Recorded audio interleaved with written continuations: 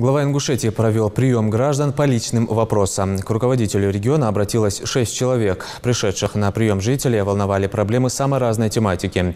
В числе рассмотренных главой вопросов – оказание содействия в трудоустройстве, улучшение жилищных условий и другие. Первым на прием пришел Михаил Зурабов, который от имени жителей селения Кантышева, а также родительского комитета школы, обратился с просьбой о строительстве дороги и тротуара по улице Школьной. Житель Насыркорта Асолт Мурат Газгиреев обратился по вопросу функционирования водопровода. Глава республики дал поручение руководителю административного округа заменить водопроводную линию протяженностью 297 метров до 30 июля текущего года.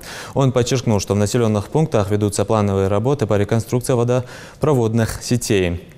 На приеме у главы побывали жители из разных районов республики. Как показывает практика, такие приемы дают возможность власти оперативно реагировать на возникающие острые социальные, экономические, правовые и даже бытовые проблемы.